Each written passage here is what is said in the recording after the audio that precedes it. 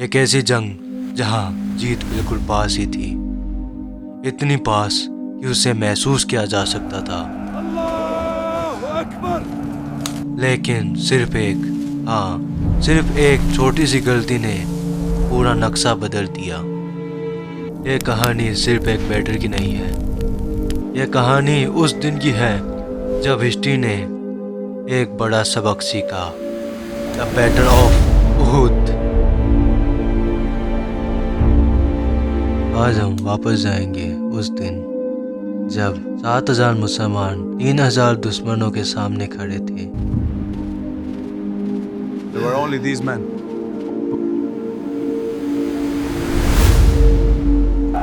जब जीत इतनी करीब थी We कि have उसे won! छुआ जा सकता We have था। won! Allahu Akbar. और फिर एक पल में सब कुछ बदल गया। यह एक हिस्टोरिकल इवेंट नहीं है, यह एक ऐसा सबक है जो आज भी हमारी जिंदगी में उतना ही रेलेवेंट है। तो चलो शुरू करते हैं उस सफर को जो हमें सिखाएगा डिसिप्लिन क्या है, ओबीडियंस क्या है और ईमान क्या है। 17 Ramzan 624 CE, the battle of बदर, एक ऐसी जंग जिसने पूरी दुनिया को हिला दिया।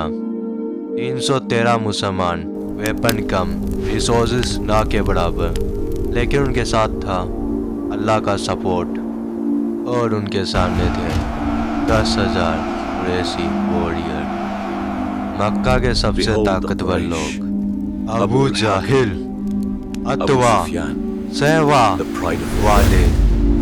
वो लोग सोचते थे कि दुनिया उनके कदमों में है, लेकिन उस दिन बदर के मैदान में सब कुछ उलट गया। 313 लोगों ने हजारों को शिकस्त दे दी और यह सिर्फ एक मिलिट्री डिफीट नहीं थी, यह कुरैश के गरूर की, उनके गरूर की, उनके इज्जत की मौत थी। बदर सिर्फ एक हार नहीं थी, वो कुरैश के गरूर की मौत थी। पूरे अरब में उनका मजाक उड़ा दिया। जहाँ जहाँ कैरविस जाते वहाँ वहाँ यह कहानी सुनाई देती। सुना है कुरैश हार गए 313 लोगों से। भाई सुना क्या? कुरैश को 313 मुसलमानों ने हरा दिया। उनकी इज्जत जो सेंचुरी से बनी थी एक दिन में खत्म हो गई। आर्थिक रूप से भी बदर ने उनको तोड़ दिया। अबू जहल जैसे लोग जिनकी वजह से कुरैश की ताकत थी वो अब नहीं थे। रेड रूट इफेक्ट हुई, रिस्पेक्ट खत्म हुई और सबसे बड़ी बात उनका कॉन्फिडेंस, उनका बिलीव हम सबसे पावरफुल हैं, वो भी चला गया।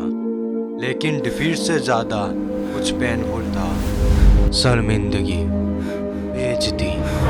अरब कल्चर में इज्जत सब कुछ होती है और कुरैश की इज्जत अब मिट्टी बन चुकी थी।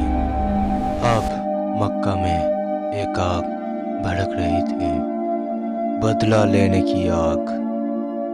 अबू सुफियान जो कुरैश का लीडर था उसने कौम को इकट्ठा किया और कहा, ये शर्मिंदगी, ये बेइज्जती हम बर्दाश्त नहीं कर सकते। अगर हम अब भी कुछ नहीं करते तो हमारा कोई वजूद नहीं रहेगा। अरब में हमारा नाम खत्म हो जाएगा, हमें वापस जाना होगा, लेकिन इस बार पूरी ताकत के साथ। और ये डिसीजन इमोशनली नहीं था, यह स्ट्रेटेजिक था। या मुसलमानों का अंत है। अगर कुरैश अब कुछ नहीं करते तो छोटे छोटे ट्राइब भी उनको चैलेंज करने लग जाते हैं। क्या आप लोगों ने देखा कि 313 मुसलमानों ने कुरैश को हरा दिया? कुरैश लोग कायर हैं, मैं उन्हें खुद हराऊंगा। उनकी लीडरशिप, उनका डोमिनेंस, सब कुछ खतरे में आ जाएगा। इसलिए उहुद सिर्फ एक बदला नहीं था, यह कुरैश के लिए सर्वाइवर का सवाल था। उन्हें दिखाना था कि वो अब भी पावरफुल है, कि बदर एक एक्सीडेंट था, कि अब असल ताकत कौन है। 1 साल तक कुरैश ने प्लानिंग की, रिसोर्सेज इकट्ठा किए, पड़ोसी ट्राइब्स को सपोर्ट के लिए बुलाया। 3000 सोल्जर, 200 घोड़े, 700 आर्मर वॉरियर्स, 3000 कैमल्स और सबसे इम्पोर्टेंट 15 वुमेन्स जो जंग में जाके वॉरियर्स को मोटिवेट करेगी। हिंद बिंद उतवा, अबू सुफियान की वाइफ खुद गई, उनके बाप और उनके भाई बदर में मर गए थे। उसके अंदर बदला लेने का जज्बा सबसे ज्यादा था। यह सिर्फ आर्मी नहीं थी, यह एक मूवमेंट थी। पूरे मक्का का, पूरे कुरैश का गुस्सा एक जगह इकट्ठा हो गया था और अब वो रवाना हुए मदीना की तरफ। मकसद क्लियर था, मुसलमानों को हमेशा के लिए ख़त्म कर देना, इस्लाम को जड़ से उखाड़ देना और अपनी खोई हुई इज्जत को वापस लेना।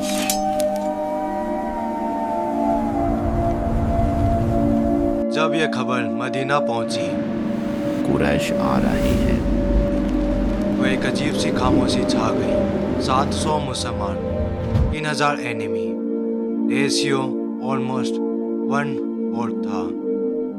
लेकिन यह पहली बार नहीं था, बदर में भी ऑड्स अगेंस्ट थे, लेकिन इस बार सिचुएशन अलग थी। पिछली बार उन्हें नहीं पता था इतनी बड़ी फौज आ रही है। इस बार उन्हें वक्त था सोचने का, प्लानिंग करने का और डर का भी। रसूलुल्लाह सल्लल्लाहु अलैहि वसल्लम ने जैसे हमेशा करते थे शुरू किया, मशवरा शुरू किया। सबसे पूछा हमें क्या करना चाहिए। 2 ग्रुप बन गए। पहला ग्रुप जिसमें अब्दुल्ला बिन उबैर और कुछ सीनियर साहबी। उनका कहना था मदीना के अंदर ही रहो, गलियों में लड़ेंगे। औरतों और बच्चों को बिल्डिंग्स की छतों से डोल फेंके सकते हैं। यह डिफेंसिव स्ट्रेटजी है और सेफ भी। यह स्ट्रेटजी प्रैक्टिकली सही है। शहरी वॉरफेयर में छोटी छोटी आर्मियों को एडवांटेज होता है, लेकिन एक दूसरा ग्रुप भी था, जवान मुसलमान वॉरियर्स। इनमें से काफी बदर में नहीं लड़ पाए। वो कहते हैं नहीं, हम बाहर जाके लड़ेंगे। हम अपने दुश्मनों को अपने शहर में नहीं आने देंगे। हम उन्हें उहूद के पास खुले मैदान में मुकाबला करेंगे।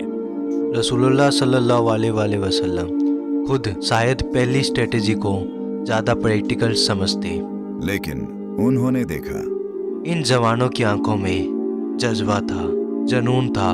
वो बदर की जंग मिस कर चुके थे और अब वो अपने ईमान को प्रूफ करना चाहते थे। रसूलुल्लाह सल्लल्लाहु अलैहि वसल्लम जो एक परफेक्ट लीडर थे, उन्होंने अपनी राय बदली।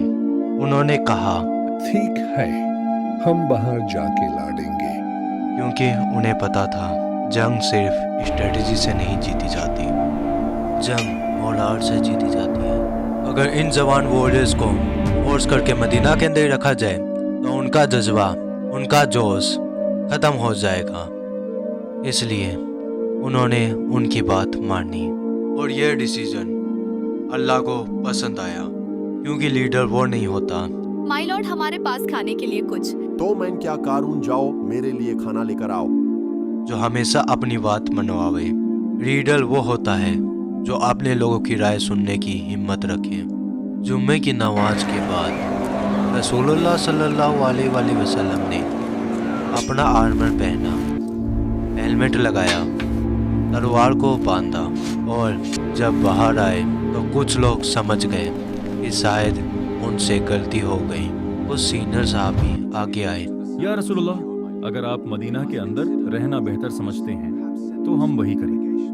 लेकिन रसूलुल्लाह सल्लल्लाहु अलैहि वसल्लम ने कहा नहीं, जब एक नाबी अपना आर्मर पहन ले तो उसे उतना अल्लाह की मर्जी के बगैर सही नहीं।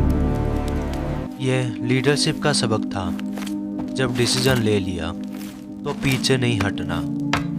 1000 मुसलमान इकट्ठा हुए, आर्मर पहना, वेपन्स रेडी, और फिर एक झटका लगा।